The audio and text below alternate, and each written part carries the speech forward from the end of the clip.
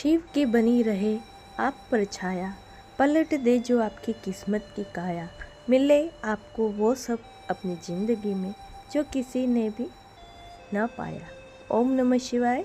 आप सबको श्रावण मास की हार्दिक शुभकामनाएं। भोले भंडारी की कृपा आप और आपके परिवार पे बनी रहे। श्रावण सोमवार व्रत कथा। पौराणिक कथा के अनुसार एक नगर में एक साहूकार रहता था। उसके घर में पैसों की कोई कमी ना थी, लेकिन उसके घर कोई संतान नहीं थी, जिससे वह बहुत ही दुखी रहता था। पुत्र की कामना करते हुए वह हर सोमवार भगवान शिव का व्रत किया करता था। शिव पार्वती जी की पूरी भक्ति के साथ शिवालय में पूजा करते थे। उनकी भक्ति देखकर माता पार्वती प्रसन्न हुई और उन्होंने भगवान शिव को साहूकार की इच्छा पूरी करने का अनुरोध किया। पार्वती जी की इच्छा सुनकर भगवान शिव जी ने कहा, हे पार्वती, इस संसार में प्रत्येक प्राणी को उनके कर्मों के अनुसार फल मिलता है और उसके भाग्य में जो कुछ भी होता है उसे भुगतना पड़ता है। लेकिन पार्वती जी ने साहूकार की आस्था को बनाए रखने की इच्छा पूरी करने की इच्छा व्यक्त की। माता पार्वती के अनुरोध पर शिव जी ने साहूकार को वरदान दिया, लेकिन उन्होंने यह भी कहा उनकी संतान अल्पायु होगी और केवल 16 वर्ष तक ही जीवित रहेगी।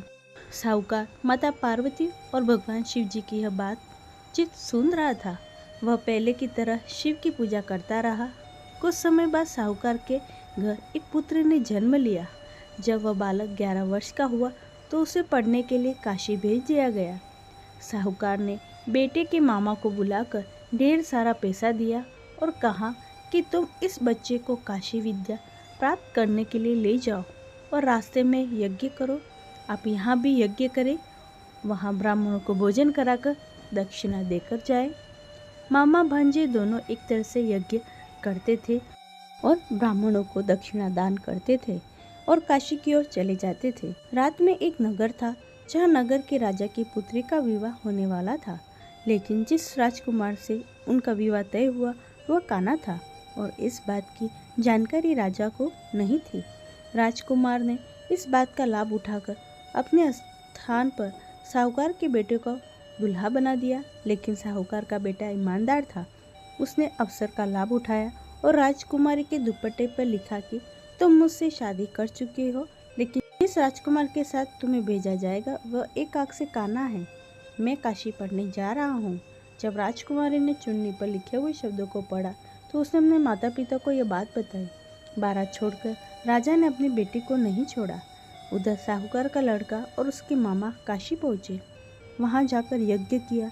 लड़के की उम्र के दिन जब 16 वर्ष का था, एक यज्ञ किया गया था। लड़के ने अपने मामा से कहा कि मेरी तबीयत ठीक नहीं है। मामा ने कहा, तुम अंदर जाओ और सो जाओ। शिव के वरदान के अनुसार कुछ ही पलों में बच्चे की जान निकल गई। मृत भांजे को देख उसके मामा विलाप करने लगे। संयोग से उसी समय शिव और माता पार्वती वहां से जा रहे थे। पार्वती ने भगवान से कहा, हे प्राणनाथ, मैं इसकी पुकार सहन नहीं कर सकती। आपको इस व्यक्ति की पीड़ा को दूर करना होगा।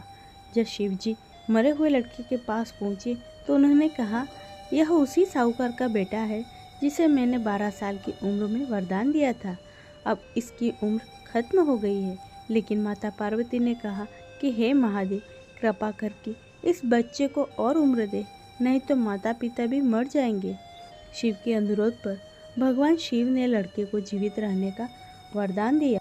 शिव की कृपा से वह बालक जीवित हो गया। शिक्षा समाप्त करके जब वह लड़का अपने मामा के साथ अपने नगर को लौट रहा था तो चलते हुए उसी नगर में पहुंचा जहां उसका विवाह राजकुमारी के साथ हुआ था। उस नगर में भी उसने यज्ञ का आयोजन किया।